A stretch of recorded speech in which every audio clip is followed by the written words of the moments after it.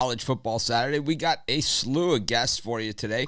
All top handicappers ready to give out winning picks for today's Week 9 college football action. Joe, you know it's my favorite time of the week during my favorite time of the year, but it's also it's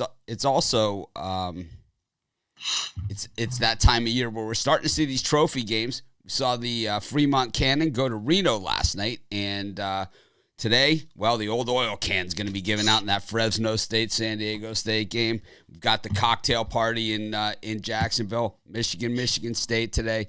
Just pretty much wall-to-wall big games. We're in for so many good games. I don't even feel bad that there's snow outside now because I don't actually have to leave the house if I don't want to. So it's a good thing. You know, it was what we see in these rivalry games is I kind of like it because they take the gloves off. You don't see the backdoor covers in these games. You don't see any of those things like that. What you see is teams go for the jugular. It's you don't see like that, well, it's 14-3, they're laying, 5 and then they let them score the late touchdown or the opposite effect where it's like they're on the 5-yard line, it's like 2.5 minutes left. They're trying to kill clock and make the other team burn the timeouts. They're absolutely thinking of scoring another touchdown and getting the ball back and scoring another one. And we saw it last night in Reno. I mean, they wanted blood. They were out for blood. They're throwing it up to those wide receivers and, just hauling them in. And I expect to see a lot more of that from here on in. This is what college football becomes once we get into this time of year and into the end of November. These are the buckle up the chin strap games. These are those games. Definitely some exciting games and some games I think the players and the coaches have had circled ever since the start of the season waiting for these games. I've had them circled. You've had them circled. Absolutely. Counting down the days like it's Christmas. They're going to be great games today. I can't wait. But like I said, we've got a bunch of guests today, so let's get it started right out of the gate. We're going to bring in Joe and Dion, kind of our every week things. Dion, I know a little bit under the weather. We appreciate you still coming on, though. And, of course, thank you very much. Absolutely been red hot, so we want your picks. Joe, starting to catch her on some of the leaderboards I noticed as well. So this is the hottest couple in Vegas. But I think it's great to be here today, Mitch. Thanks for having us. The one thing about, as someone, I love Dion more than anything in the world, and I never want to see her in pain. But when she is under the weather, I don't mind her voice being like this. I find it quite fetching, I might say. Very early Demi Moore back in the day in the 80s. It's very kind of scratchy and nice. Thanks for having us. Very exciting week here in Vegas. I know we always talk about Vegas. We saw a couple of shows this week. Mark Anthony, Gwen Stefani, Elvis Monroe the other night. Last night we went to go see Sammy Hagar and Friends. We got to hang out with, I know, one of mine and your favorite, Stephen Piercy of Rat. Coolest guy ever. He's in Las Vegas now. More and more people are moving out of Cali to Las Vegas. Apparently the taxes are just unbearable there, so they're moving here. But a really nice day, and it's going to shape up to be over 80 degrees today. So I'm just, happy that we're here on Saturday with you guys. It's a great way to kick off college football Saturday. Thanks for having us. Thank you. Of course, we've got Joe and Dion here, and of course, we're here every Saturday. Joe and Dion are pretty much make every single show. So on our weekends, sometimes they have other things going on, but giving out quality picks, and I'm jealous. My favorite Pawn Stars episode is the one where they have the Sammy Hagar speeding ticket. That's the one I want. That's the of all the things everyone's always like, oh, the Picasso, whatever. It's like I'd love to get that Sammy Hagar. I think he's going 92 and a 55. They've got the actual ticket. From the That's Sun. Pretty cool. I can't drive 55. Speaking of Pawn Stars, I didn't know if you knew this, but Rick from Rick Harrison of Pawn Stars is a real close friend of ours. I spoke to him 2 days ago. 2 days ago, he's actually He owns a barbecue, a couple of barbecue places here in town. They're catering our Thanksgiving get together, and he called me up and we were BSing. He says, "Are you going to be doing Thanksgiving with us this year?" I said, "Absolutely," and he said, "I'm going to stop by." So when he stops by on Thanksgiving, I'm going to ask him about that just for you.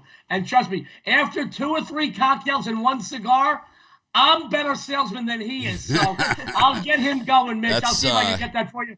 To me, that's kind of the jewel of the collection. You know, it's like, I mean, the guy wrote a song about it. You know, it's like, it's awesome stuff. I guess, you know, you hear like they have these interviews and these shows, you know, with all these rock stars now in the Dan Rather series, and you know, just some of the stories are just absolutely amazing on some of that stuff. But I saw that ticket on there and I was like, oh my God, I gotta have it. But it's like, I'm sure it was like way out of my range.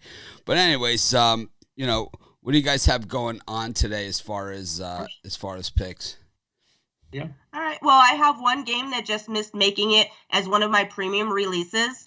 This is a big game with huge implications. Both SMU and Houston are undefeated in conference play, and the winner will most likely play Cincinnati in the AAC title game down the road. The Mustangs have taken 3 of the last 4 meetings straight up and come into this meeting with the nation's 6th-ranked scoring offense. The Cougars' defense is very good, but SMU's well-balanced offense is explosive. The fact that they have the stronger rushing unit will allow them to keep the Houston defense on the field and their offense off of it. The Cougars are 1-4 against the spread versus teams with a winning record, and 1-4 against the spread with their last 5 at home. So I'm going to take the Mustangs.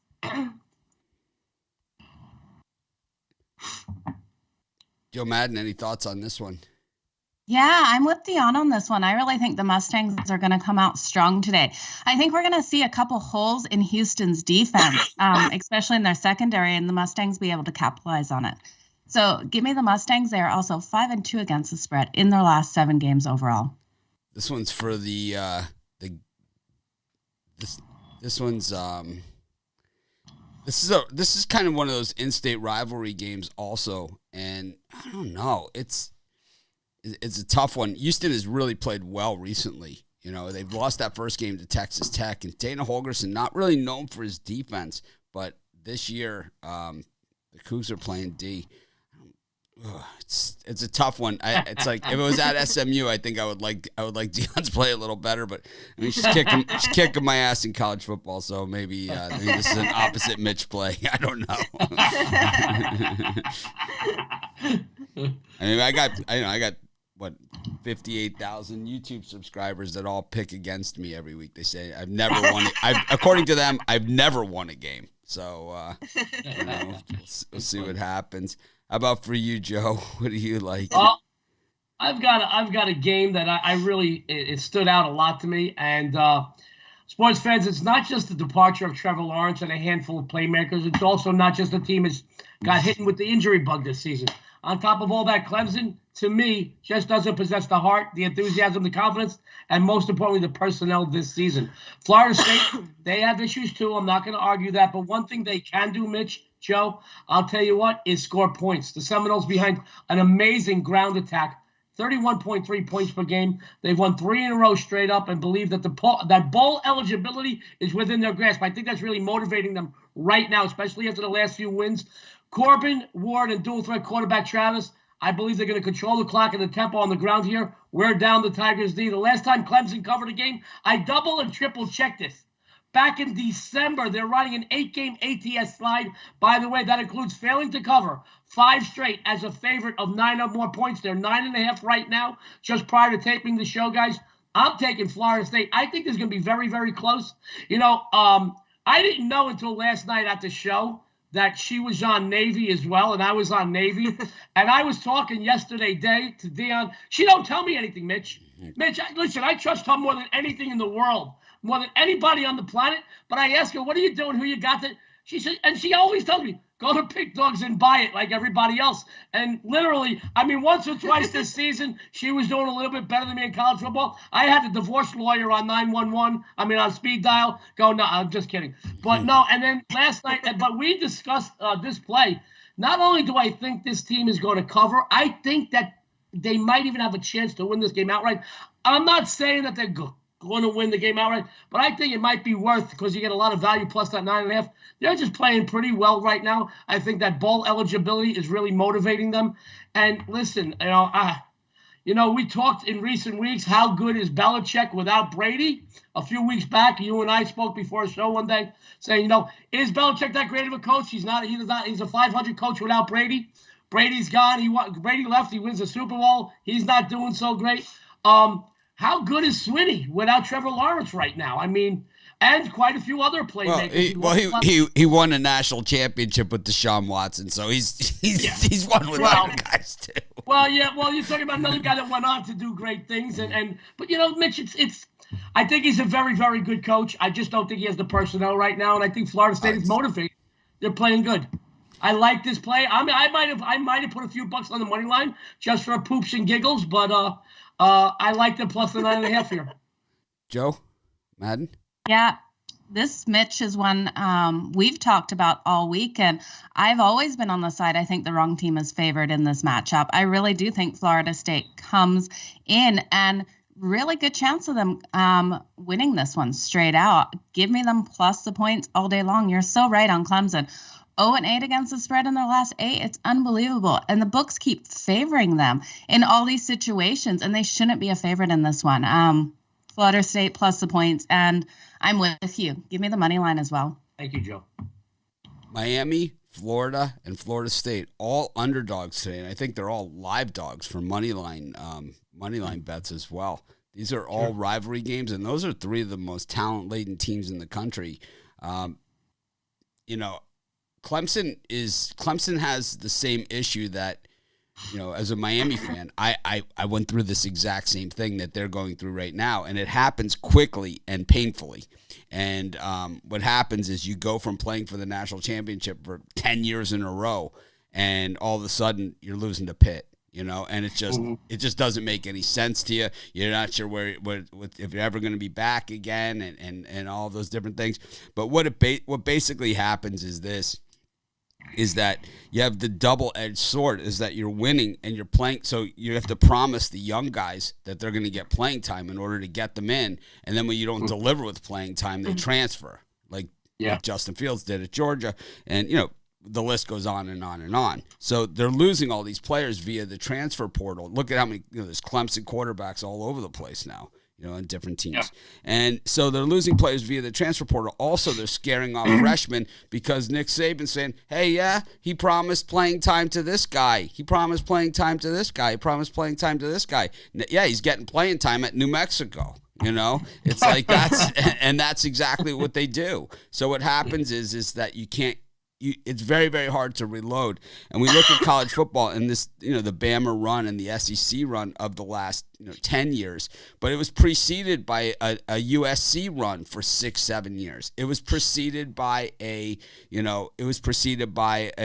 Miami run before that, which was preceded by a Florida State run before that. Yeah. Right. So we see it, and there's other teams sprinkled in that win a year here and there, but stringing together year after year in college doesn't work because you have all these players, and it's like you've got to reach, as well. So you don't hit on all those players. I think Clemson will be back. I think this quarterback wasn't what they had hoped he would be, but my guess is Dabos, when he's out there in someone's living room, calling him from the sideline of the game, like Pete Carroll used to do. Pete Carroll used to call the top recruit from the end zone, while the team's warming up. It's like, this could be you. This could be you, Talking about a sales pitch. That's what they do. That's what these coaches do. I don't know if they're allowed to do it anymore, but they would show Pete Carroll on the phone, and it's like, talking to the top recruit in the country saying, this could be you gearing up for the Rose Bowl today. This is how they do it. But I'm with you. I think Florida State's super talented. It's like, it's just a matter of putting the pieces together. Florida State always has tons of team speed. I think Clemson is vulnerable here. I'm with you. I think you take the points, you sprinkle the money line. Death Valley's never, Clemson has fallen, but this is not like Death Valley is a very tough building. Very tough. I've been there. I've been physically removed from there. It's like most places. Physically removed. It's like they have the rock, the rock. It's underneath like a slate of glass. They won't let me like within like 100 yards. It's like a sign. It's like I like one of my early videos. I'm like standing outside there. They have the thing like behind a gate locked thing. I'm like, there's a security guard standing next to me still in the thing. Anyways, what do you guys got for sale today? Well, I won last night in college football with Navy winning outright. So today I have my best bet, which is 100% this season. I have my silver play, which is also 100%. And if you need a winner going off later, I have my late night winner for you. And they are all posted right now at Pick Dogs. How about you, Joe? I told you about that voice. It's so hard for me to concentrate right now, Mitch. It's killing me. I love that voice. Mitch, Joe, last Saturday I swept the board, college football, grab a broom. This Saturday we sweep the board together. My 8-1 consensus winner, my 28-11 high roller, 27-5 odds makers mistake move. And guys, I'm so sure that I'm going to get everyone paid today. I posted a 3-game discounted package. You get all 3 big winners, 1 low price. There's only 3 things you've got to do today, sports fans. Number 1, go to Pick Dogs. Number 2, follow Joe D. And number 3, grab a darn broom because we're sweeping, folks. Well, that keeps it nice and easy. Joe, also red hot in NBA. Probably want to grab his monthly or season. Dion as well has been hot and everything. I think, you can get the 2-for-1 capper. You can get the D'Amico deal. So it's in the drop down over at the Pick Dogs. 2-for-1 capper. You get both their picks for the entire month, week, 3 days, however you want to do it. But thanks again for stopping by. We appreciate it. Hopefully we see you tomorrow, Dion. If we don't, feel better, We'll be back tomorrow if she's not up to it. If she's not up to it, you can just give me two segments, Mitch. This way people can put in content. Well, we only have X amount of hours in the day. So. Mitch, Joe, everybody on the panel, thank you. Have a great day. Everybody out there, good luck. Have a winning day. God bless. Thank you. Thanks, guys. Have a good day. That was Joe and Dion. They've been red hot over at Pick Dogs. They've been picking a lot of winners. I think, it's selective. It's like you're never going to see like 20 picks from Joe and Dion. They're more like selective, right? It's working for them. Whatever works, right? If you go 1-0, it's better than going 6-5. That's for sure. Because you don't have to. Oh, absolutely. So way better. But we will take winners any day of the week. So I know in the premium YouTube, I believe you gave out Navy yesterday. Was that in the VIP or that was in the premium? I can't remember which one it was. I gave it out in one of them. Probably, let me check my notes here because I try to write down now which one I'm giving it out in. The premium show I just have. So I believe that was not the VIP, just the premium. I think we swept the board in the premium yesterday. Pretty sure. Did we? Pretty sure. So we were due, right?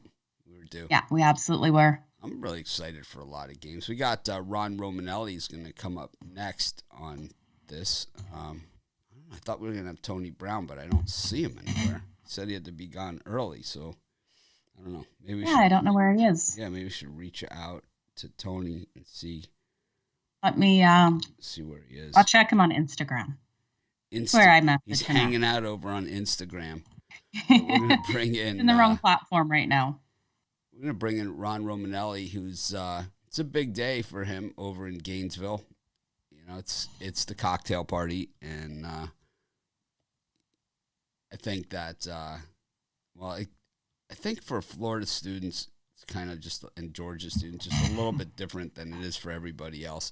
I think it's kind of like what I said. So welcome, Ron, but it's like what I said on Alabama Day, in the swamp, and a lot of people are like, "Oh, Florida covered" and all this other stuff.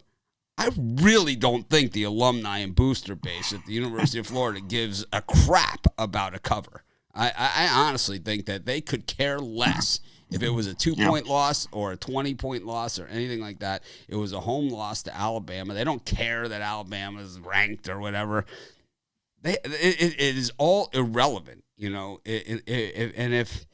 It's just, I know we're a betting show, but, I'm a college football fan. And it's like, I think it's hard for the bettors or for the people that aren't from that area or from an SEC country or, anything like that to fully grasp the magnitude of this game today. It's very, very tough for them to really understand that the stadium, they'll show it on TV. Some people might forget, whatever, but it will be a line right down the middle, and you will see exactly where the Florida and Georgia sections stop. It's a crystal clear line. It's an amazing thing to see, and it's. Do they have security along where it stops, or the fans behave themselves pretty well? Depends on how the game goes. I think they might need some security, but Yeah, I mean this rivalry, and like Mitch said, for the degenerate gamblers like us, if I'm ever on Florida, I just want the cover. I was on Florida with that Alabama game. Obviously, I wanted them to win, but I was definitely happy with the cover. But the students and the boosters and the alumni, they're not looking at a point spread. They see Georgia number 1 ranked. They see a crack at the best. They already played Alabama number 1. They were very close. Now they get another shot at a number 1 team, and this is a fierce rivalry. I think it's more fierce than Alabama because we don't play Alabama every year. This is a different level. This is like, I mean, this is the game where Mark Richt, the entire Georgia sideline, left the bench and celebrated the touchdown when they scored the first touchdown of the game a few years ago. I mean, they didn't care 15 yards for excessive celebration or whatever. They could care less. The entire bench. There was 100 people in the end zone dancing, when they scored the first touchdown. It was, and that kind of signifies this type of rivalry. There's the respect of that they're facing a good football team, but I think it ends there. I think, there's not like this, friendly rivalry. It's not like a friendly, like two friends betting $1 on a game or something. This is like, these kids grew up. The Florida-Georgia All-Star game in high school is one of the big ones. It's like that's the one where it's like I don't know how many NFL players have played in that game. I'm going to guess just hundreds and hundreds have played in that game. Yeah. And I think a lot of times people forget, Georgia and Florida, they're touching each other. That border, a lot of people on that border in Florida and just even in Alachua County in Gainesville, they know people from Georgia. Their friends are from Georgia. They played against these guys in high school. So, this should be a great game, and it usually is between these two teams. And as a Florida fan, I'm excited to watch it. Florida dominated the series for a very long time too. They dominated for a really long time, and Georgia kind of getting them back in more in recent years. But Dan Mullen signed a big contract at Florida, a monster, and now they're looking at 4-4 if they can't get it done today against the Junkyard Dogs. I don't know. It's like it's a very tall order. This Georgia defense looks super tough, but the thing is, and I think the thing that the bettors are forgetting out there is that Florida's not like, it's not like they don't get any talent. I mean, they get the pick of the litter at the top talent pool in the country. They get the guys that they want, and then everybody else gets whoever else, right? It's a fight for everybody else. Florida basically can I mean, occasionally there's a kid that, has a Miami posters all over his room or Florida State posters all over his room, and it's like, you're not going to get that guy. But most of the time, I'd say 7 out of 10 times, or the kid that wants to leave state, right? You have the other guys, right? But 7 out of 10 times, Florida gets their guy, out of these guys. So it's like they have a loaded roster. They might not have a great quarterback this year, but they got a loaded roster. And there's probably some guy on that roster that's better than these guys, Yeah. I mean, I think Florida, the state of Florida, is the cream of the crop in recruiting.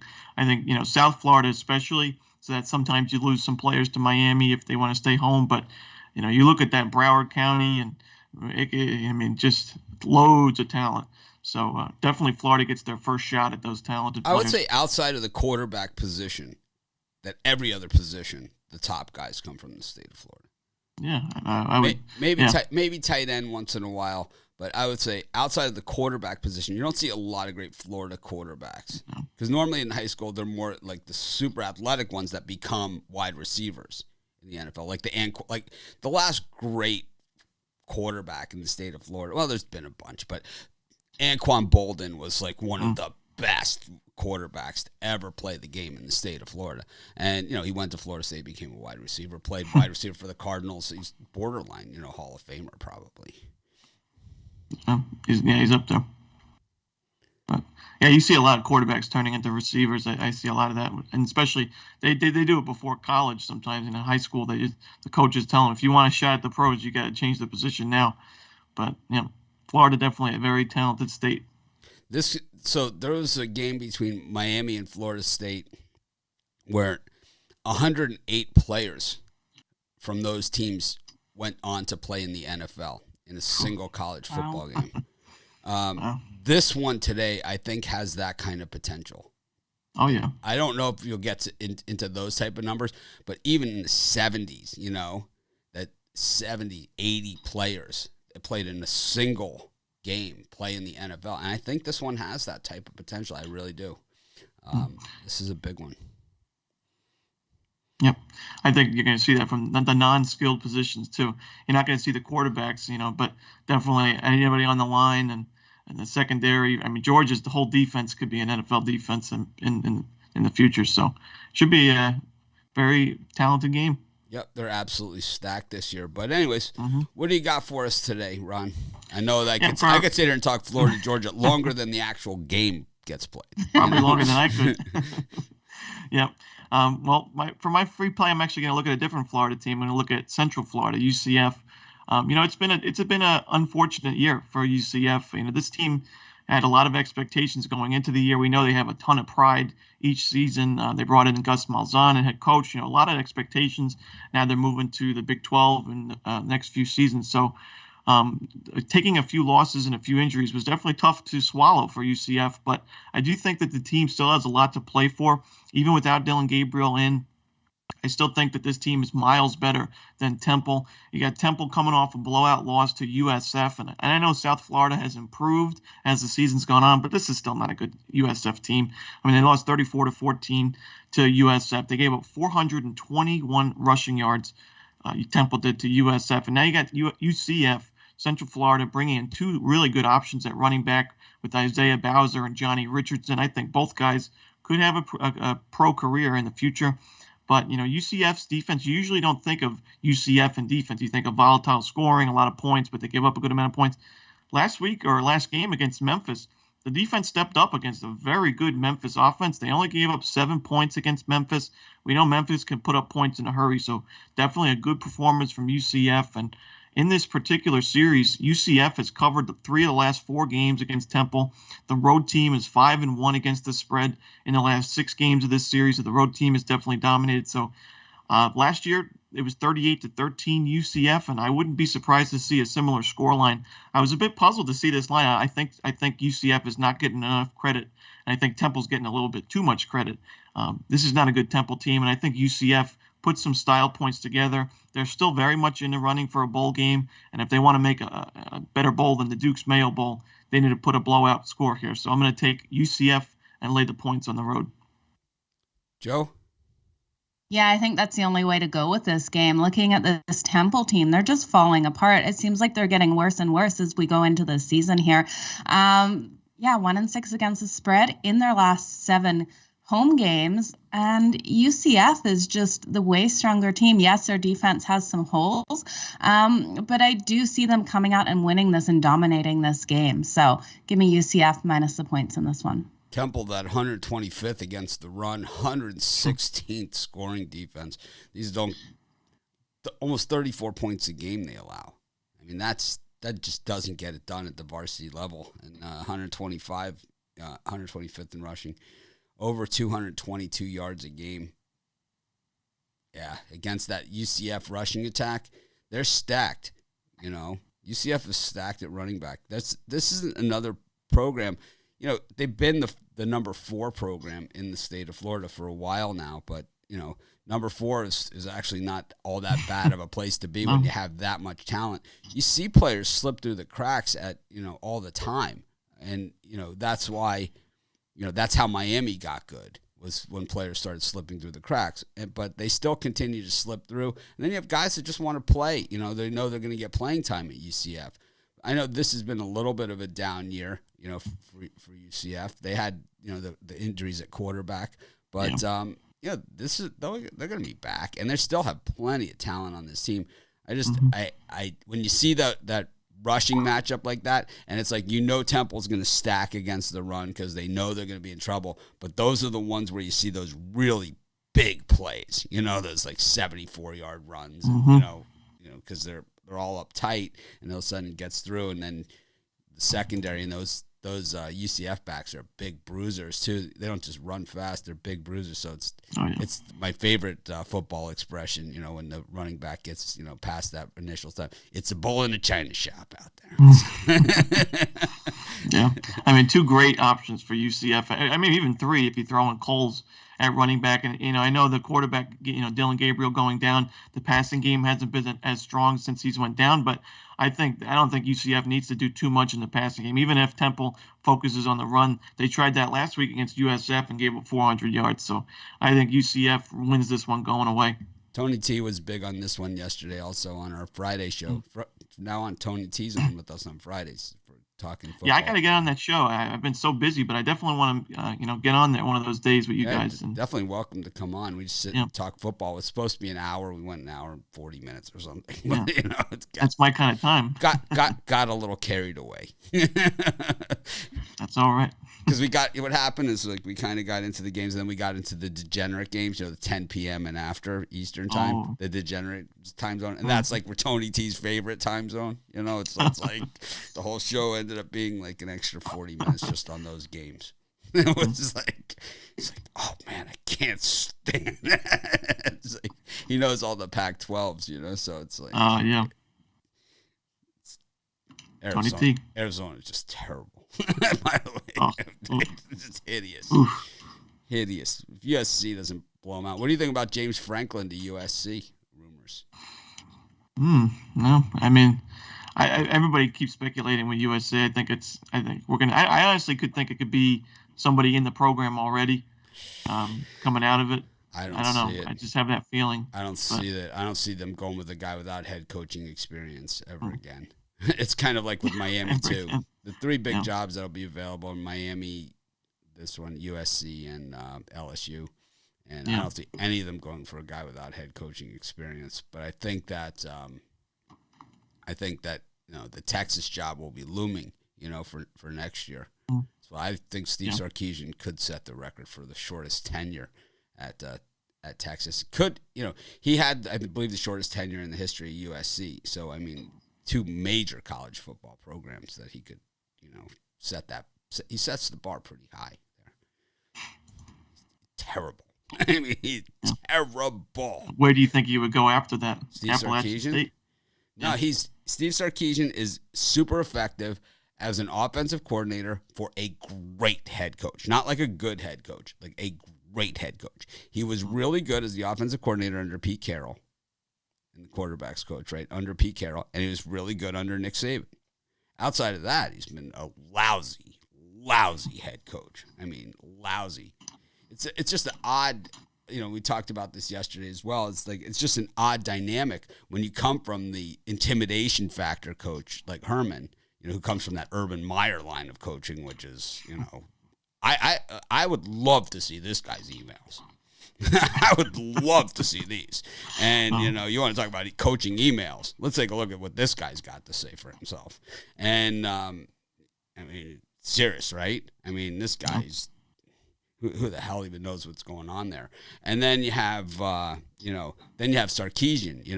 the flip-flops with the jeans, right?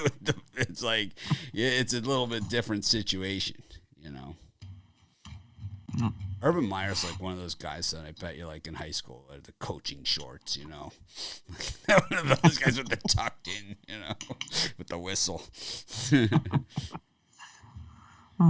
have more free picks for us, or is that all for today? No, that's it for me today. But as far as premium plays go, I've got my college football Saturday fiver on the website. Oh, you going to say, Mitch? I was going to ask Joe if she has anything else, any more questions. I'm kind of hijacking the conversation. And I got my 5 plays on the website. And, last Saturday we had a nice winning day in college football. It hasn't been a great week this week. And overall, October's, been hit or miss for me. But I'm expecting big things. And I already got my magazine ready to go. I got my Blue Ribbon yearbook for college hoops coming up. So now is a perfect time to grab one of those long-term plans as I start to heat up. But, check out that 5-pack today in college football. Really like those plays. All right. Well, that's Ron Romanelli. I could talk college football with him all day long. It's fun because he's from the different generation of college football fans than mine. Different games, but it's like that's the thing about college football is that the traditions and rivalries continue on. It's not like the NFL where the players change and all of a sudden the team's in another city, right? It's like in college football, it's like they continue to the beat goes on, as they say, and it's the same It's the same chants, the same hatred, the same everything. People could go from the 2 Bits guy still there, Florida. No, he passed away, but I mean, we still do the 2 Bits every. It's a different. It's not the same. It's a video of him doing it, or it's they do a video of him, and then they bring in like a celebrity. He should be the only. It's the only one. It's the one Usually guy. It's alumni. You gotta have him, or else it's not. It's kind of they have the 2 Bits guy in Florida. If you've ever that's been, a big. Everybody loves 2 Bits. Oh, even the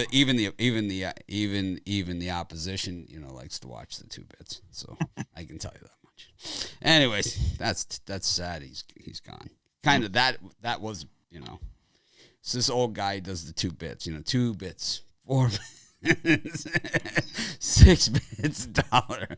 All for the Gators. Stand up and holler. It's like, crowd goes nuts. And they go berserk. I mean, I don't think you. Well, it's like if you ever go to college football games and you have a circle list. I think Ben Hill Griffith Stadium, it's got to be on there, and you kind of got to go there for like one of these games where the crowd's going to be super lathered up, for it. Mm-hmm. It's better that way. Yep. Which is every game. Anyways, thanks everyone for joining. Thanks Ron for joining us. Got plenty more guests, and of course we'll see you tomorrow. Yep. I'll see you guys tomorrow. Good luck. Good luck today, Ron. Ron Romanelli from University of Florida, Gainesville, taking on the Bulldogs, #1 today. I gotta say that this is the time of year, and we say it. You hear this expression in sports all the time. You throw the record book out the window, and these are those games. This is that month where you throw the record book out the window, and none of it really matters because these kids are going to these schools specifically just to play in this game. This is why they're there, Yeah, absolutely. When they sell them on this program, this is what they're selling them on. The cocktail party, Yeah. This is it. Oh man, I'm so excited. I can barely It's control going to be myself. a great day. We've got Jovan up next, and of course he always has some good opinions on these games, and of course he was in our Capper contest last year, and we'll be running our Capper contest in December this year. I haven't really been advertising it totally, but I was going to start this. I was going to start after November 1st, and that way we do the full promotion. I'm just trying to get the board here set up behind the scenes to bring Jovan in, and we'll have him in just a second. So, Mitch, which is the first game you're going to be watching this morning? Miami-Pittsburgh. Well, on the big TV. Miami-Pittsburgh is on the big TV. I'll have Michigan State on the smaller TV. Baylor, Texas, and Wisconsin, Iowa. I have all those keyed up and ready to go. Nice. I like it. But the big TV is going to be Miami-Pitt. I know it's ACC network. I don't care. I think the Canes got a real shot in this one. Anyways, bring in Jovan. How you doing this morning? What's going on, Mitch? What's going on, Joe? Morning. I'm excited Morning. coming off that NC State win for my Canes last week. I think it was the first time that we really saw that they actually closed the deal in a game. And, I've been saying it all along that as lousy as this team has been and the bumps that they've taken along the way, they could easily be 5-2 instead of 3-4. It's that they missed a chip shot, which basically was an extra point against Virginia, which to win the game, they were down by 2. It was the last play of the game. And then against North Carolina, they were on the Carolina 20 with a minute left to go in the game. They were ready to go. They were carving them up like a knife through butter, ready to go in for the touchdown, and the ball gets batted at the line and goes straight up in the air, and a defensive lineman makes a diving circus catch for an interception. I mean, it happens. It's part of the game, but it's like you take those 2 plays out of the season, we're 5-2, both losses to top 10 ranked teams, Alabama and Michigan State. No shame in that. So I think they could definitely hang with Pitt here. I mean, you look at Miami, and it seems like they're right on the cusp, just the way they've been in these close games, and just near misses. It's it's just one of those things where just a little bit more luck, and you're right, they would be 5-2, or at least 4-3. I've seen the great Miami players come through the system, and I've seen the great teams, and I've seen the guys that you see play at the college level, and you say, this guy's going to be one of the best receivers when he gets to the NFL. And even the guys that kind of get disrespected, you're kind of like, well, he's going to be good. Not everyone's going to be Andre Johnson or Michael Irvin, right? It's like, we know that. But it's like you have the other guys, kind of like Alan Hearns, who wasn't drafted. And, he's when he's been playing and he's been healthy in the NFL, he's been super productive, and he's still on a roster here, an undrafted guy 6-7 years later. And we have guys like this, but they have this Rambo wide receiver that is an absolute beast. And this guy is like first round quality, as good as any receiver out there. And I mean, he was one of the top recruits in the nation. And I don't know how we got sidetracked here, but he's one of the top recruits in the nation. Went to Oklahoma. Oklahoma ended up getting the top recruit receiver the following year, and this guy transferred out to Miami. So here's one of the top receivers in the nation. Kind of no one even talks about him anymore, but he certainly has the talent. He's amassed a zillion catches this year, almost all of them for touchdowns. But anyways, what do you got going on today for us? Yeah, I got a couple games that I want to zone in on. First, we're gonna go into Lincoln, Nebraska. Where Purdue's playing Nebraska. So I've been on Purdue. I've been off of Purdue. I was on Purdue when they beat Iowa, and I was last week. I faded them. Took on Wisconsin on the show last week. And the problem with Purdue is that they're just too one-dimensional for my taste. They pass the ball way too much. They basically abandoned the run. And Nebraska, they could slow down on Purdue's passing attack. So it's like, where are they gonna go? Are they gonna just decide to run the ball all of a sudden? I don't think so. On the Nebraska side, they could run the ball, they could throw the ball, effectively. The 24th in running the ball and 23rd in the country passing the ball. And I just think that it might be a regression from Purdue, especially after taking that tough loss last week. They really wasn't in the game at all, last week. So I think we might see a 10, 11 to 14 point victory by the Cornhuskers. Joe, what do you think? I think this is too many points. I like Purdue plus the points in this one. I think what we're seeing is, yes, Nebraska has a better offense and really similar defenses in this matchup. Purdue's only allowing 16.1 points on average per game, while Nebraska is allowing just under that 20 at 19.4. I think that slight difference in the defense is what's going to be the difference here. I think Purdue keeps this tight. I see them losing, but not by 6.5, 7 points. So give me Purdue plus the points in this. To me, when I look at the points in this game, it just looks to be such a big number, like they're begging you to take Purdue, or they're really looking for Purdue action, because that win over Iowa was such a public win, and it was just such an in-your-face win, and it was such a one-sided win.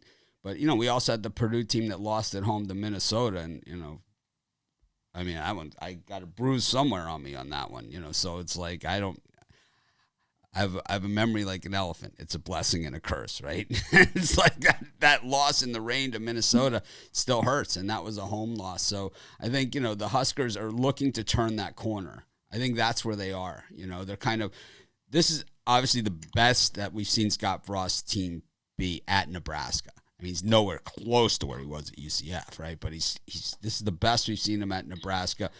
He might be able to save his job for another year, here, and his players know that, So I don't know. It is a tough one. I don't like that hook. If I was playing Nebraska, I would certainly buy it down to 7.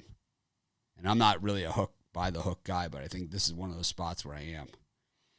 So just in case, because Taylor Martinez, I mean, this guy's. I've had Nebraska on days where he's been the turnover machine. You know, Right, so, in the most crucial spot. oh, always.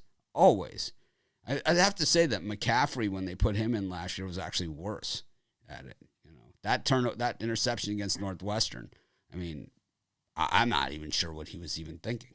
You know, it's like these guys are wearing purple uniforms. I mean, how tough is that to figure out that the guy's not on your team? You're on the 2-yard line. Just run it in.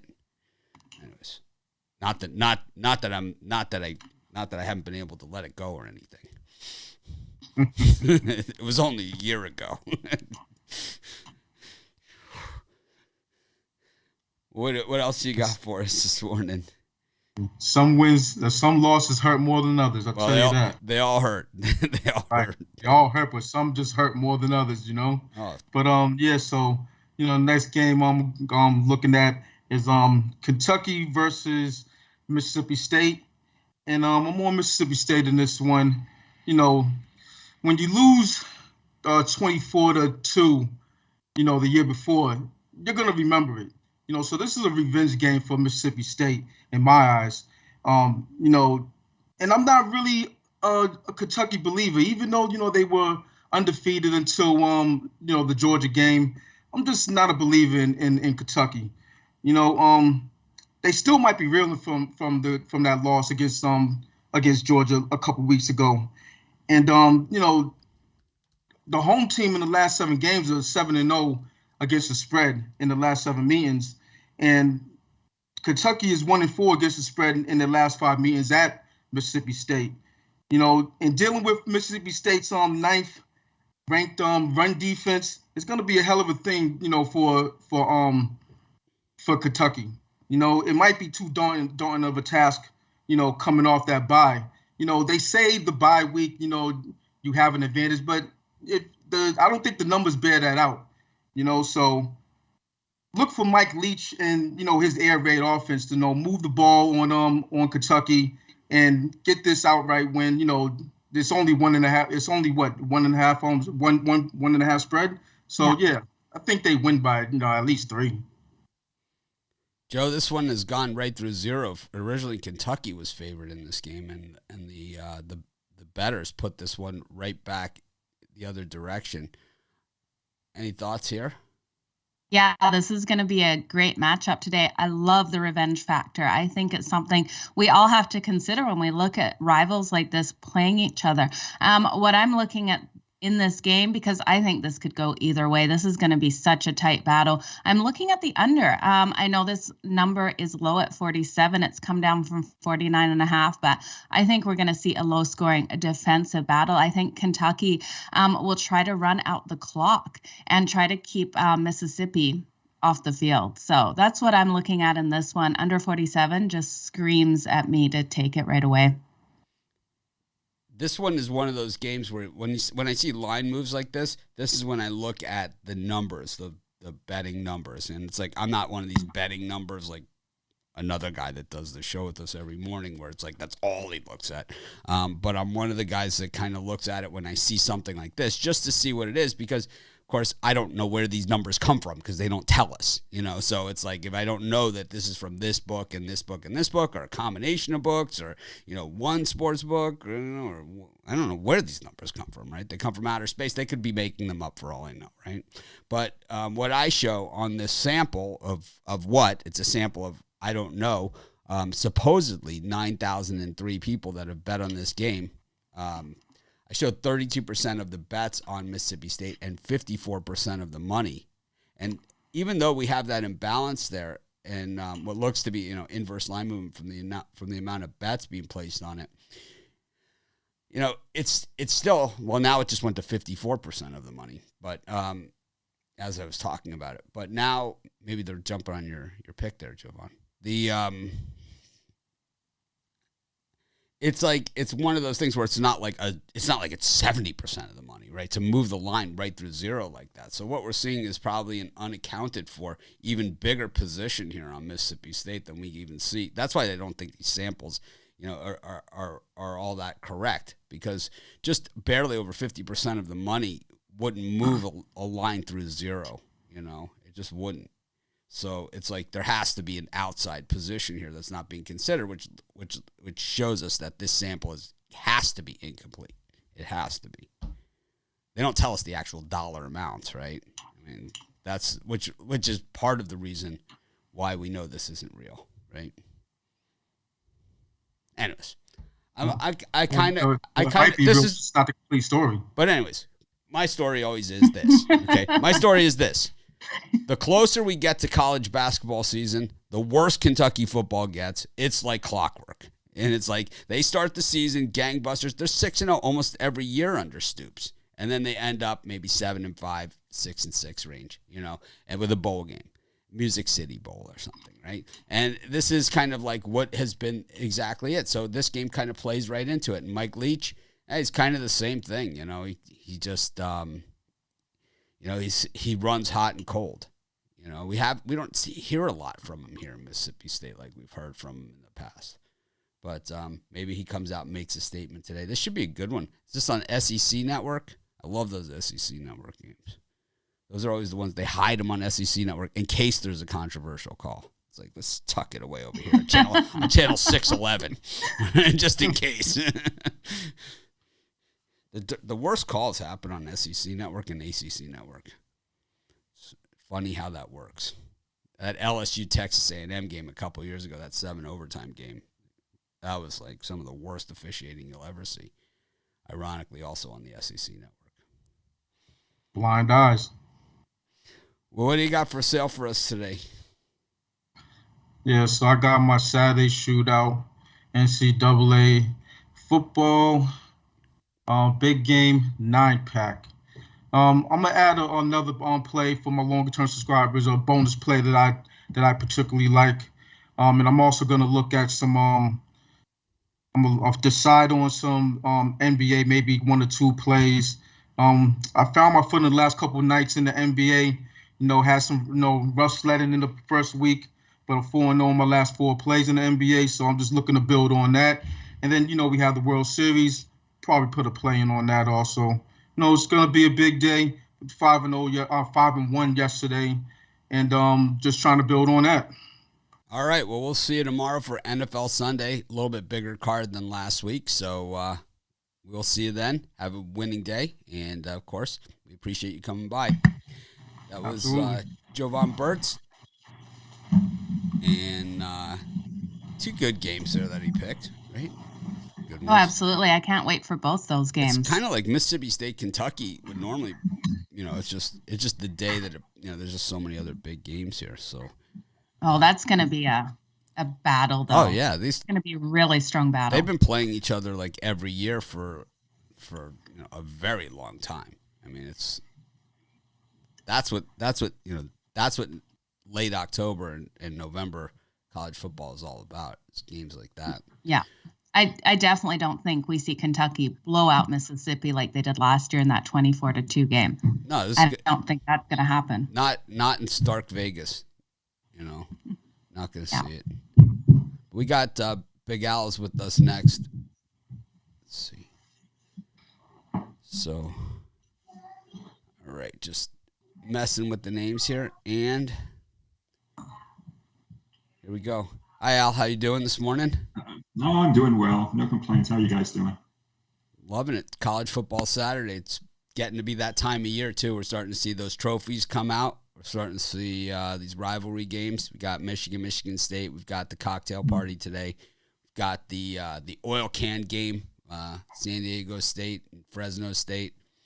It's I just love it, like the trophies that they actually can move, not like last night, like a real trophy, when they run over, grab it, like the axe game or something, they run over, grab and little brown jug, Yeah, one of my best friends from law school went to Michigan State undergrad, so we always have our little thing this after this game. Side wager. Oh my God, I tell you, I'm not gonna be able to live this one down. In the past, it hasn't been this big. So if we lose this one, it's gonna be 365 days. I'm never gonna hear the end of it. So, what do you got for us today? Well, we're going to talk about that game, not surprisingly. Yeah, I went to Michigan. For folks who don't know, I went to Michigan for 7 years, both as an undergraduate and for law school. So I think I know my Wolverines fairly well. They're favored by 4 points in this ball game. And, I've been proved wrong a couple of times this year thinking they weren't going to get the job done. So this won't be the first time. The statistic I can't get past, guys, is that, going back to October 27 of 2012, Michigan is now 0-14 straight up, 4-10 against the spread versus opponents whose win percentage is greater than 700. So, until they win a game that's actually against a good opponent, and I guess until, I'm not going to count Wisconsin and Nebraska. Okay, it was nice they won on the road, but now let's see them win the game actually against a good opponent. So until it happens, I can't turn the page on this Michigan team. So eventually they will, right? Eventually they're going to beat a team that's undefeated or even 3-1. They're going to beat a good team. But until they do, I'm not taking Michigan and certainly not laying points on the road with Michigan. And from a technical standpoint, that applies to all of college football, not just the Michigan Wolverines. When you get an undefeated team, a home underdog, back-to-back straight up and against the spread win, so they've got momentum. Those teams have covered 65.7% over the last 42 years in conference games. So I'm taking the points with Michigan State. I'm, of course, doing it kicking and screaming. I would love to see Michigan blow them out just from going to school there for 7 years. I just don't see it. Anything on the plus 165 money line? No. I can't do it. Can't I get a little wiggle room to be, just from an emotional standpoint, I can't do it. How about you, Joe? What do you think of this one? Yeah, I think this is going to be a tight one. So I think that's the best way to play this if you're taking a side is to take Michigan State plus the points, because I think that's a lot of points in this rivalry game, and I see it coming down to a field goal or less. So give me Michigan State plus the points, and if they both could lose, that would be nice. Yeah. But they can't. I've got Ohio State friends who say I'm a Buckeye fan. Right.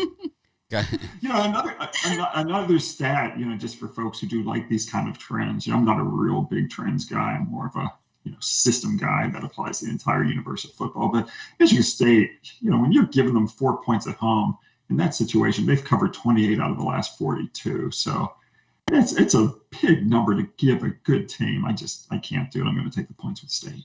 Michigan State has also covered 11 of the last 13 between these two teams, and 5 of the last 6 at East Lansing. So not a friendly place to the Wolverines. And I have to say, and probably in most of those games, Michigan's been favored.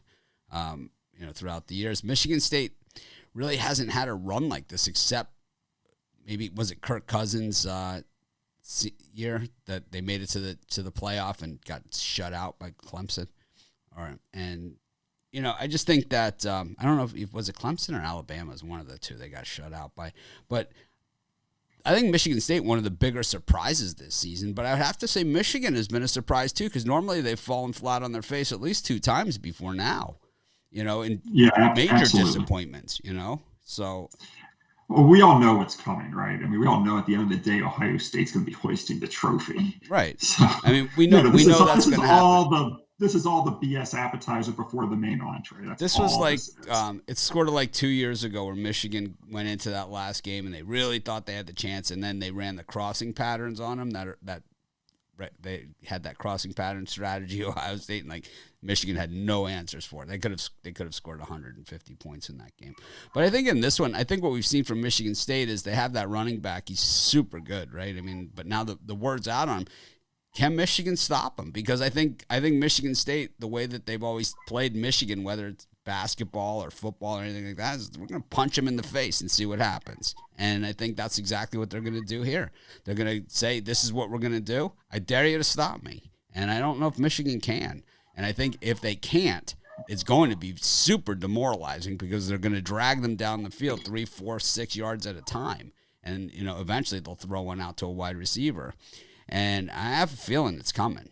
I think there's a lot of live dogs today. And I think there's a lot of live public dogs. But I think regardless, I don't see how Michigan gets it done here. I think they were super fortunate on a bad call at Nebraska. I think the call got buried in the whole story there. But that pass interference right before the half was a 4-point play, and they won by 3 in that game. So I don't know. I just think and then there was the play with the quarterback. Half the time they called they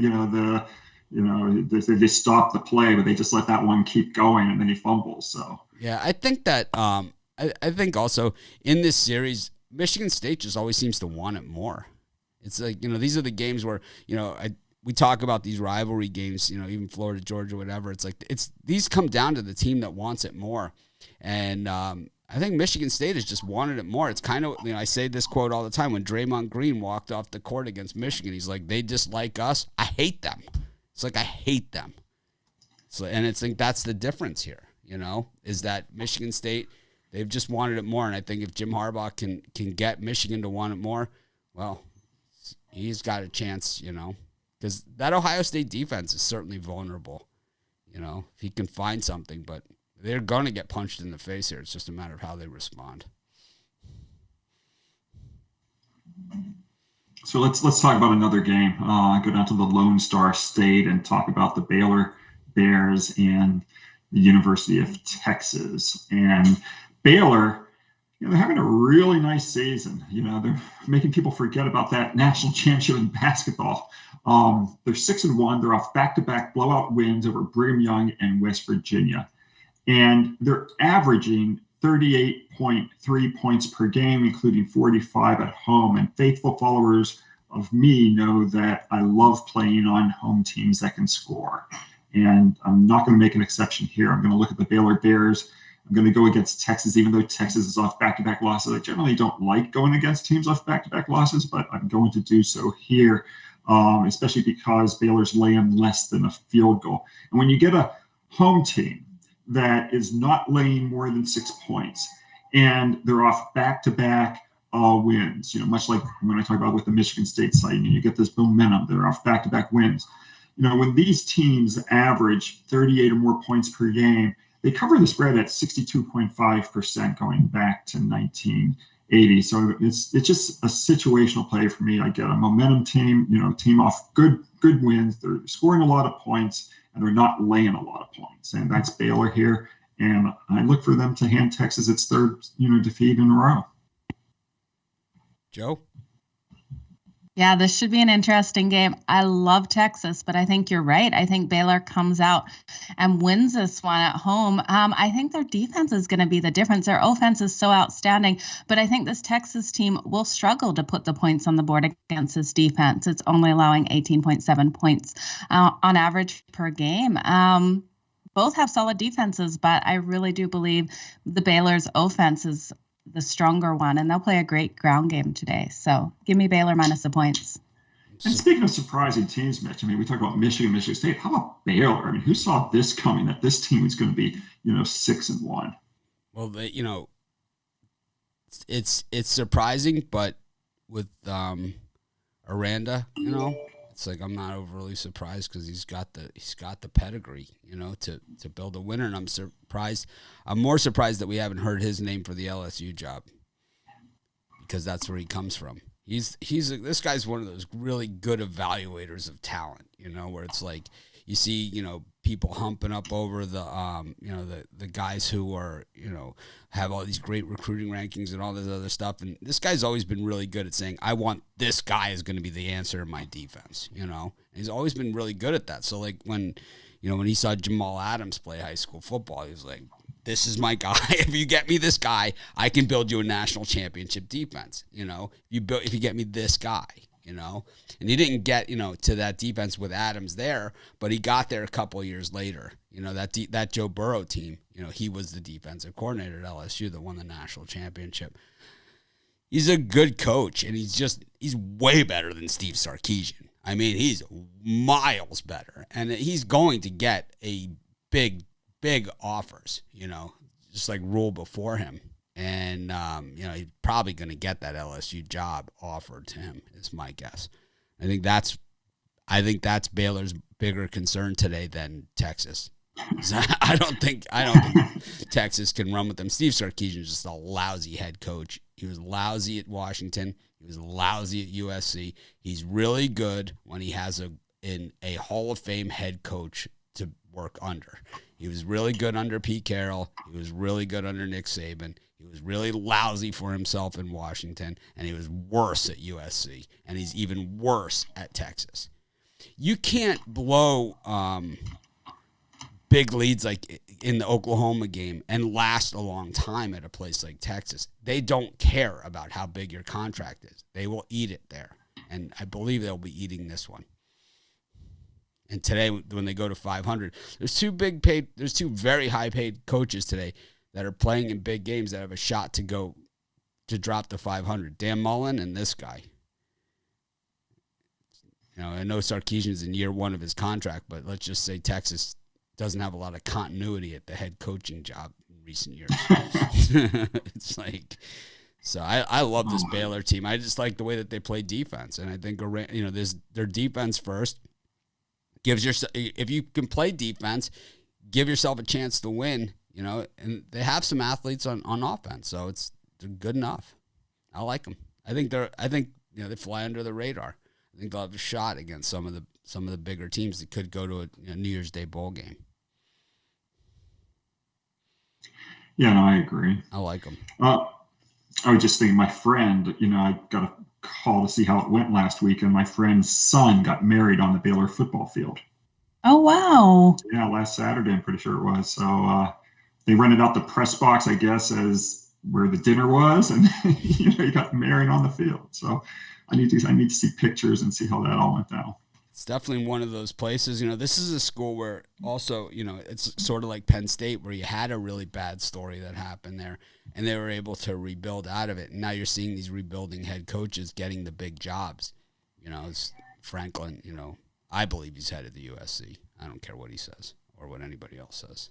I think you might as well just give him the job now. He should just take it after the game today. Save everybody the headache. Well, let's talk about what I have over at Pick Dogs Premium today. I had a nice day yesterday. I went 3-1, including winners on the Lakers and the Atlanta Braves. And we also have the New York Rangers in hockey. So I'm 83-47, my last 130. So it's been a good October. And we look to close out October with a nice weekend. And, I'm not, as you guys know, I'm not shy about giving out plays. I'm not one of those guys that has 2 or 3 plays on a weekend. I've got 16 plays today alone. We've got 9 in football, 5 in the NBA, 1 in baseball, 1 in hockey. So if folks like to get a lot of action, I'm a pretty good handicapper for them. Tomorrow in the NFL, I should have about 8 plays. And there's a lot of value when you join the week or the 30 days, especially when you're getting this number of games. We're going to have 16 plays. And a lot of folks will say, well, I don't want to play 16 games. You don't have to. You can play some of them and not all of them if that's your cup of tea. But there's a lot of games to choose from today. It's a really strong card. I would say my featured plays would be my American Athletic Conference Game of the Year. I also have in college football my Conference USA Game of the Year, and I'm 32-13, my last 45 college football conference games of the year. And then in the NBA, I've got my non-conference game of the month. And then in baseball, I got my Major League Baseball playoffs game of the year. So there's a lot of strong stuff on this Saturday for folks to choose from. Yeah, it's like you see other cappers and they'll talk about their records and percentages and all that stuff, and then you see it's like they're 3-1, 8 weeks into the season. It's like, well, I really only like to bet, no more than whatever. I'm with you. It's like I think that if you have games, I know that we're similar in that respect, in that we don't have a set number of games. It's if you fit the system, you are a play, and it's like and. Some days there could be 150 games and 4 games fit the system. There could be 150 games and 70 of them hit the system. I mean, I've never had that day, exactly. but it's possible. It's certainly possible, right? And the other thing is, I don't force plays. A lot of guys, I don't understand this as well. And again, every handicapper is different, and I'm not going to say one's right or one's wrong, but I don't have a play on every Monday night football game. I probably have plays on 30% of the Monday night football games, and maybe 30% of the Thursday night and 30% of the Sunday night. There's guys who have plays on every Monday, every Thursday, every Sunday. And, that's fine if that's, the way they want to do it. And certainly we both know, Mitch, that our customers do want that. I mean, they want to play those main TV games, but I've never been a handicapper to force plays either. If it's there, I'm going to play it. If it's not there, I'm going to pass. I think I have two different ways of doing it, and one is like obviously the plays that I really love, and that's the 90% of my things. But I'm also, it's like if I'm betting on it, and then I'll put it in there. Even if it's like a Monday Night Football game that I don't love, if I'm betting on it, I'll still put it out as a pick. If I have my own money on the game, I don't put it all the games like on a day like today. All the games that I have money on, I don't put like I have a lot of money line dogs today, so I don't have all those out as picks. But right, and that makes a lot of sense. I mean, to kind of spotlight the TV games. Yeah, it hurts my overall record. I know that, but I think also people know that, they hear my picks every day. So, I mean, they know where I'm at, I think the longer term people know that especially. But anyways, we appreciate you stopping by tomorrow. Bigger card for NFL, so a little bit bigger, not gigantic, but 15 games. A little bit bigger than last week. For 15 for this week, so we've got 13 of the 15 on Sunday. Yeah, it should be a good card for tomorrow. I see some good games out there, so we'll see you tomorrow morning. I'll talk to you tomorrow. Thanks, Joe. Thanks, Mitch. Thank you. Good luck, Al. Okay, good luck to you guys, too. Once again, Al McMarty, one of the best handicappers in the world, I would say, in the top one handicappers out there. Yeah, absolutely. We made a I list love of when the I top, agree with him. If we made a list of the top 5, I would say he'd be about number 1. What do you think? Yeah. Sure. Something like that. For sure. So, yeah, it's always a tough morning when I sit here and say I don't agree with Al, but agreed with him on both those plays today, and so makes me feel good about the day. I think sometimes you hear people say I'm the world champion and I'm the number 1 or whatever. You never really hear Al say that stuff. He'll say I'm hot or I'm cold or whatever. But It's always just, never like an excuse. It is just, this is what I got today. Same thing, and he's probably been saying as long as he's been doing it. It's like, these are my picks today, and it's like, today, this is today, but he has been pretty hot lately. It seems like this is his time of year. It seems that I guess it's football season is his time. Yeah. But it seems that every year he's hot at this time. Speaking of hot, we've got Chris Ruffalo up next. I know he's been working those videos over at Sports Chat Place, as well as all the hockey videos he's been doing at Pick Dogs.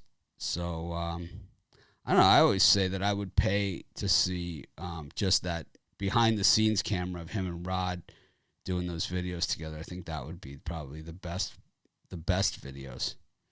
Oh, to be a fly on the wall? Yeah. Yeah. That absolutely. definitely would be a laugh. But good morning, Chris. How's it going? Morning. I think you just picked up a new idea for the YouTube Premium. Put a behind the scenes feed up. I'd be a subscriber. That's for sure. The more profanity is when Goran and I are doing videos. I think the soccer videos where we have more profanity. Rod and I just kind of go back and forth and bicker like an odd couple. Like it. It's a great day of college football. I know you got a couple games for us. You want to get us started with the first one? Absolutely. And, the Kansas Jayhawks, a team I went against last week, and a team we've made a pretty penny on by fading over, the last couple of years. You got to kind of hold your nose because I'm going to be on the Kansas Jayhawks today. Now, you look at Kansas, they shut out Oklahoma last week in the first half. And, I think Lance Leopold has this Jayhawks team buying into something. And, Jason Bean, playing well at quarterback despite, Kansas struggling with that 1-6 record. But they've been competitive in certain spots. They put up 22 against Coastal Carolina and, 23 in that 12-point loss to Oklahoma that was close until maybe a garbage time touchdown late for the Sooners. You look at Oklahoma State, the line opened at -31 for the Cowboys, and for good reason. The Cowboys are the better team here.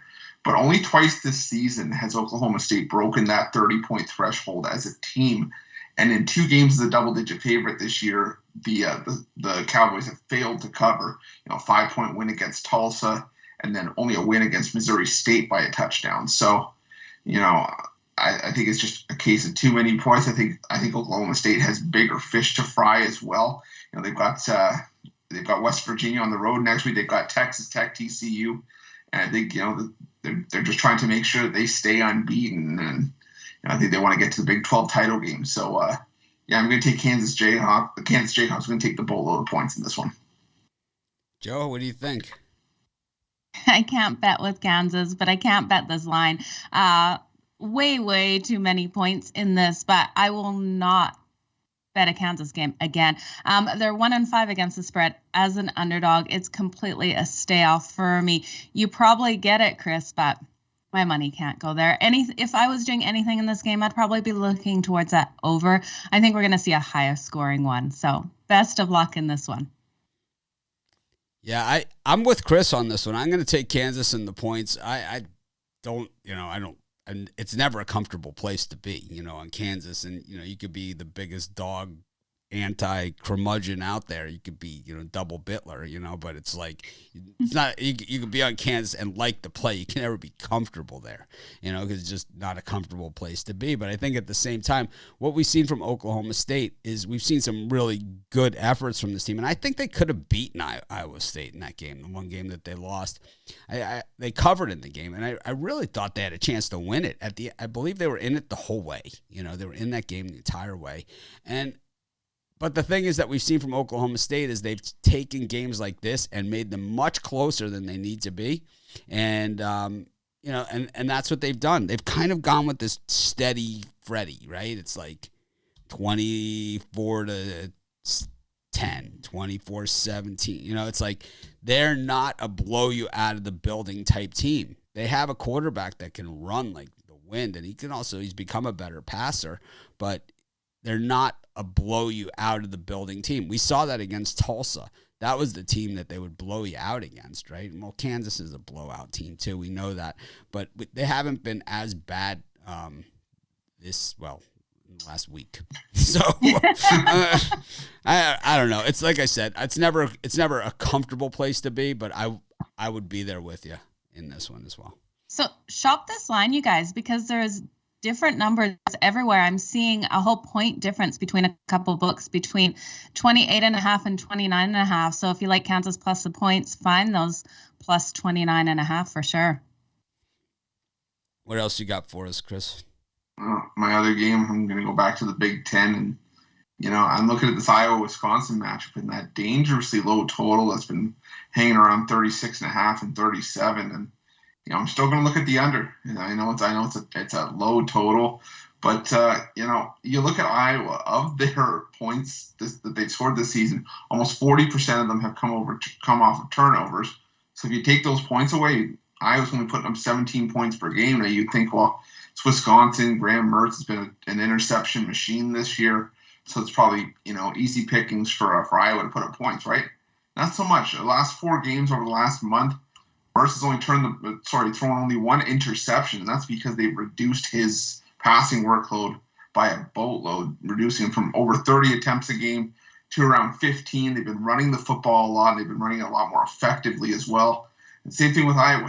This is a team that they started to take the ball out of Spencer Petras' hands and started to run the football as well. You have 2 elite defenses here.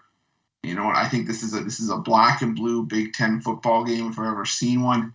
If you like neck rolls, hard-hitting battles in the trenches and play action passes to the tight ends for 5 yards, it's probably your game. I'm looking at the under 36.5 in Iowa, Wisconsin. Joe?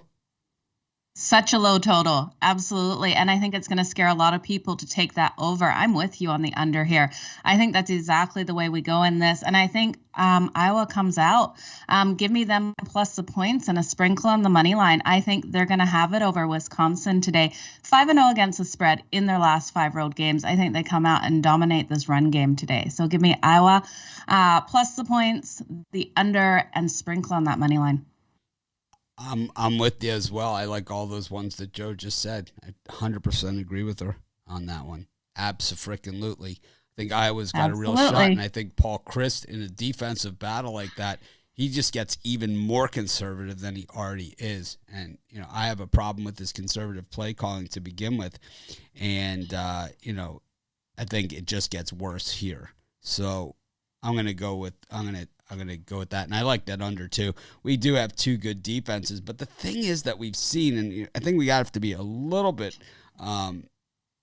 leery on the under, and the reason why that didn't make a premium play for me is because we've also seen Paul Chryst conservative play calling turned two games that were relatively close and low scoring this season into outright blowouts going the other way. And that was the Notre Dame game at Soldier Field and the Michigan game at Wisconsin, which were close games. And Paul Chryst, I don't know, when you're down by 16 points, and you're in the fourth quarter, I don't think slamming the ball into the line on 4th and 7 is such a great call. I don't know. I think, I don't know, maybe a tight end, like one of those little circles that they do, what do they call it? Button hook or something, right? Something like that. I don't know. Anything's got to be better than this. And that's what he does. He's taken a few games that were close games and turned them into one-sided games going the other direction. So that's the only thing that leaves me a little bit nervous about that. So we're revoking your membership to the Paul Chryst fan club. Oh, stinks. See, you're pulling out for presidency of the fan club too? He's straight ass. I don't know how the Wisconsin fans can tolerate it, to be honest with you. They deserve better than that. What do you got for sale today, Chris? Well, I got a few packages for people looking for different things. Got a package for each time slot in the college football action, 12 o'clock, a 3 to 4 o'clock time slot, and a 7 o'clock. Got all those up and I got my NBA slam, my favorite play on the board for the NBA action, or to save you a little bit of money, you can get a couple days extra worth of action as well. Get that 3-day pass, because once you extend long term, usually when all these sports start to overlap, and this is when you're going to get the most bang for your buck with those premium packages. So definitely got tons of action over at Pick Dogs Premium today for everyone to check out. All right. Well, thanks for joining us. As always, we'll see you tomorrow. Of course, tons of hockey videos going on. Got a favorite hockey play for today that's not a premium? Let me see, actually. I had just took the schedule down, but I can definitely give out a free play for tonight's action. I'll Mitchy Pucks it with you while we're doing it. I haven't been with Mitchy Pucks in so long. I'm so excited. You know what? I'm gonna take the Pittsburgh Penguins. I just think that the New Jersey Devils, they're starting to fall apart, especially in the goaltending department. And Pittsburgh, while they're still missing Sidney Crosby and Evgeny Malkin, this is a deep team that we've seen throttle Tampa Bay already this season, and they're just a better team in the crease as well. And Tristan Jarry, I think he's 5-1 on the year, 3-1.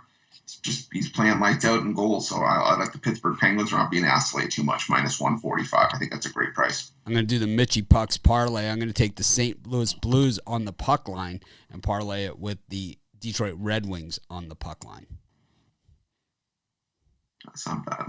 Wait, are we going +1.5 or -1.5? +1.5 on the Red Wings, -1.5 on the Blues. Just a straight Mitchy Pucks puck line. That's not bad. I can get behind that. Okay, we're not pucking around. I will see you tomorrow on this on for NFL Sunday.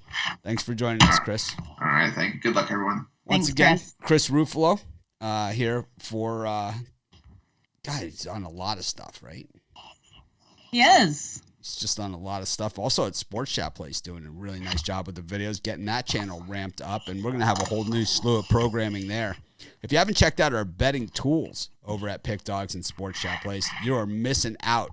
These are better tools than what other people are charging money for, and it's phase 1 of a 2-year project. So we're like 3 weeks in of a 2-year build, but I still believe what we have there is better than what other people charge for. So I would check it out. I'd love to hear your feedback. The only feedback I've heard has been super positive, and that is a very, very rare thing. So check it out. And, of course, we've got 2 more guests. You know who these guys are.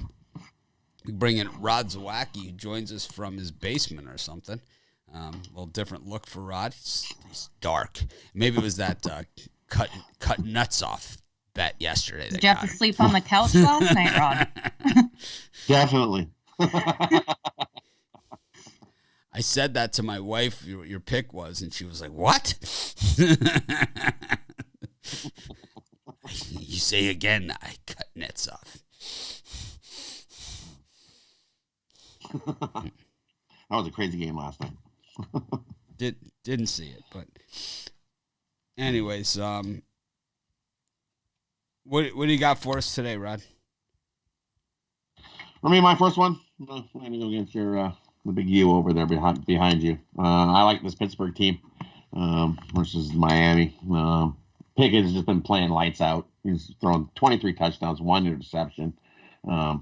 Pittsburgh's been averaging 45 points a game behind the solid Pittsburgh D as well, keeping teams to under 20 points a game. And we see Miami struggle mightily on defense this season. I think Pittsburgh can just have their way with them and run right over them. I have no problem laying this minus 9.5. I think Pittsburgh gets an easy double-digit win in this one over your Canes. I'm sorry, but I think that's what happens today. Joe? Well, I really like sitting in this seat, so there's no way I'm going with Rod on this one. No, joking. I just think it's too many points in this one. I think Pittsburgh probably wins this game. I think Miami keeps it tight, though. I'm not seeing them cover by this many. Yes, they've been cover machines. Are 4-0 against the spread in their last 4, and the Hurricanes are the opposite, 2-6. But I think this is one where they break that and they get the cover on this one. I love Miami on the money line in this one. I think they win this game, no problemo, and I think they make a statement here. I think you take away, like I said, a chip shot missed field goal against Virginia, and when they were down by 2, you take away a batted ball against North Carolina when they were shredding them like cheese, driving down inside the red zone with less than a minute left to play, carving them up like a knife through butter. You take away those two losses. They're a 5-2 team with the 2 losses coming against Michigan State and Alabama, which is a better resume than 90% of the teams in the country. And I think that, Pitt really hasn't been tested to that level. And I think what you're going to see is the stars come out for Miami. I talked about Rambo earlier. This guy is the best receiver. I would say he's one of the top 5 wide receivers in the entire country.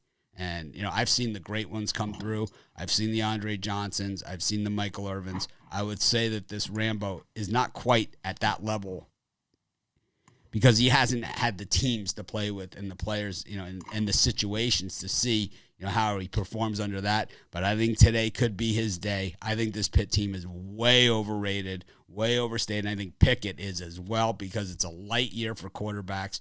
So it's like there's not much to choose from out there.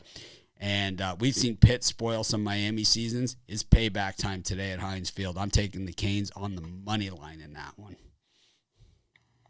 Rod, what else you got? Next one, I like Boise. Give me Boise over Colorado here.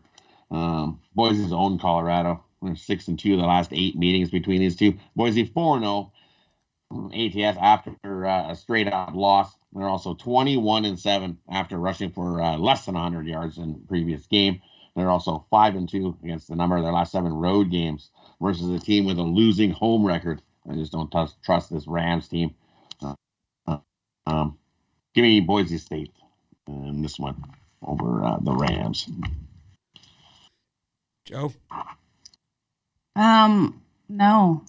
I like Colorado Rams all day long plus the points. I think this one is going to be such a tight battle that comes down to the very end, and I think the Rams probably win this one outright.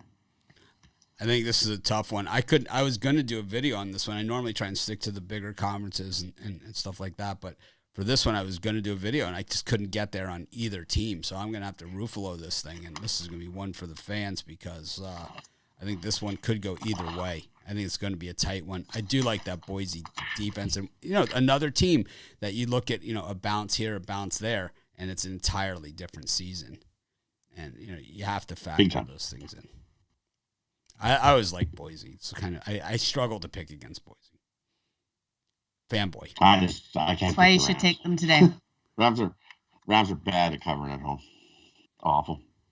Boise perfect on the road. 3-0 ATS against the number. So that's why I'm going Boise in this one. Don't adjust your sets. The field is blue. Except today it's not. Anyways, Rod, what do you got for sale today? I know we swept the board in our premium picks yesterday on YouTube. Nice, and I had a good day in the premiums. I went 6-1 at 7 plays yesterday. I absolutely loved yesterday's card. Love today's even more. For me, I got my Big Ten game of the month, my Big Ten game of the week, and my 10-star college football executive info play. And those are all in the morning slate of games. So you can buy that package, my early college football package, 3 plays just in the early games alone. And then I also have a night pack of 3 college football games. And then I've got 2 NBA and 1 hockey that you can get in another separate package. Definitely the time of season, a time of the year to grab something long term, because there's so many sports going on, and I like so many sports. You got baseball, you got hockey, you got football. And so instead of buying a package with hockey here and a package with football here and a package with baseball here, grab something long term. Grab a 3-day, grab a 7-day. Pair me up with somebody else who's hot. You can't go wrong with a 2-for-1 capper deal, something like that. Jump aboard over at Pig Dogs Premium. Got another big winning day. That is excited. Love today's card. That's the way to go. Of course, you can see Rod every day on our live show here at Pick Dogs. Well, hockey videos, premium, a lot of Rod out there, drive-through appearances. But anyways, Rod, we'll see you in just a bit for the premium and VIP shows. Of course, that was Rod Zwak. Go Canes. Thanks, Rod. Rod will be wearing the Miami hat tomorrow. Don't worry, Rod. Next year when we run the table, there'll be plenty of room available on our bandwagon. I hate when I don't agree with Rod. I better get some Canes gear so that I can ride the bandwagon bus. It happens all the time. We start winning. People are all over the bandwagon. We're used to it. There's always plenty of room. And as we bring in our last guest, save the best for last. I wish we could say that. It doesn't always work that way, does it? In this case, we just have Brian Bittler left, and let's see, I can't find his. I don't know why I can't find his. There it is. All right. Brian, welcome. It's been a long wait back there in the green room. He was here first thing. Well, best for last. Maybe last year in college football I was the best. This year I'm treading water. Hopefully today is a knockout day. I think the dogs will be barking in general today, so we'll see how it goes. What do you got for us going on today? Well, you guys discussed it a little bit earlier here, but I really love the Florida Gators today. It's one game that I'm really looking forward to watching from a fan standpoint. TIAA Bank Field should be rocking for this one. We saw Florida a few weeks back almost knock off superpower Alabama. So no reason to think that Florida will not go all out here tonight to get a win here, as they really have nothing to lose sitting at 4-3. Georgia has been a cover machine this year, going 5-2 against the spread. But this Florida team is a very good cover team at home, 3-1 against the spread. Gators 6-1 against the spread last 7 games following a straight-up loss, so they really do bounce back good. Road team has dominated this series, but I think that trend changes today. I'm going to take Florida plus the points, and I'm going to sprinkle a little bit on the money line. It wouldn't shock me if they knocked off Georgia. Joe? Yeah, I think in this rivalry game, this is just way too many points. Give me Florida plus the points in this one as well. I think it's the best way to go in this. I think what we've seen, though, traditionally in these games is the games are not really close in this rivalry. It's either one way or the other. I think Florida beats them up, chews them up, and spits them out. I think that Georgia, a little bit overrated coming into this one. That defense is fantastic. But the offense, I'm not 100% sold on them. They could definitely run the football, but it's not like they're playing against a team that hasn't seen the run before. So it's like, it's playing against a lot better defense than they're getting credit for. Usually when a team goes up in the rankings, normally it creates value on the other side, and I think there's plenty of it here. I think you could take the points. I got them on the money line also. I have a bet in on this one, so I don't have a premium play. Do you parlay all those underdog money lines at all? I didn't yet, but it's actually not a bad idea. I'm telling you, if I did, I could tell you guys I have three picks that are not premium picks that I like the money line on, and it's all the Florida teams: Miami, Florida, and Florida State. I got to disagree with you on Florida State. I think they get steamrolled by Clemson today. But Clemson hasn't covered a. They haven't Clemson steamrolled hasn't covered a anybody. game since the Carter They're not administration, steamrolling. Clemson is going to win, and they're going to win in dominant fashion. Based on what? Some guy in Arkansas that bet $30 on the game. I mean, based on what? Clemson is a good program. Based on they are what? a good. Well, Florida State is a team that chokes away covers. They're one of the worst cover football teams over the last 3 or 4 years. I bet They've also Florida been State, they've also been gigantic favorites more than anybody else when you look at their poor covering. As a dog, I bet you they're really good at covering. They're not a dog often. So I'm gonna say that you're dead wrong on that, and I'm also gonna say that I don't see Clemson blowing out anyone because they just don't have blowing out might be a strong word. I think a 2-touchdown win by Clemson today. I think, but I also 176 yards passing per game and 147 yards rushing per game. You're not blowing out anybody. I also like North Carolina today, maybe to upset Notre Dame. So that's a game on my radar. Clemson is 115th in the nation out of 130 teams in scoring, which is an important stat. They only average 20 points a game. So if Florida State can get 2 touchdowns, they're cover. At worst, I think they have a chance to win this thing. All right. I respect your opinion. I like North Carolina also later today against Notre Dame. I wouldn't be surprised if Carolina knocked them off. My guess is that Clemson will be where the Sharps take their bloodbath today. The Sharps, they always have a few bloodbath games. A couple weeks ago, it was Indiana. They have at least one a day. My guess is that today the Sharp bloodbath is Clemson. It's like, because they don't watch the games. They got crushed last night. I've seen a lot of Florida State games. I've seen a lot of Clemson games. They got crushed last night, the Sharps. Crushed. I just think Clemson's a better coached team. The Sharps got woodshedded last night in college football. I wouldn't say that. I think UNLV and Nevada was a coin flip as far as which side was, the sharp play. Nevada definitely was the best play. You hit that one, and Navy, you and Joe hit that one right on the head. That was money line play that we took a blood bath. Joe said Navy. I said money line. Well, you should parlay. You should bet Navy again today on the money line. Today? Yeah, it's the day after the game. Oh, I'm 100% in those. Anyways, what are you selling today? Yeah, I got my Get Out the Broom 5-pack and 5 plays that I really love today. SEC game of the month. Also, a few other a golden ticket, a no-limit bet. So 5 plays, college football. Winning day yesterday. We're going to follow it up with another winning day in college football. Really, I could have had even more plays. The card is really super rich with great value. But 5 plays, $40 at pickdogs.com. Get Out the Broom 5-pack. It is a stacked card today. Anyways, Brian, thanks for joining us. Of course, everybody, thanks for joining us. It's been another great show. Joe, always a pleasure. Yeah. Absolutely. You got a play for everyone today, Joe? You want to give out? You know what? No, not off the top of my head because we've talked about so many, and then I'm just looking at what my premiums are left for the premium VIP show. So Probably not. No problem. I like, let me see, I'll give one out. I like Oklahoma against Texas Tech. I don't have this as a premium. This was one that I was looking at. The two that I'll give out 2. One was Cincinnati against Tulane. I think they absolutely housed them after the subpar performance last week against Navy. And then I also like Oklahoma in a big blowout too. I think you're going to see a lot of live dogs here, but I think you're also going to see a lot of blowouts as well. So I think those are 2 blowouts. But thanks everyone for joining us. Have a great day. Make it a winning day. And of course, I'll try and act more professional tomorrow for our pro football show. We'll see you tomorrow at 10 a.m. Eastern Standard Time.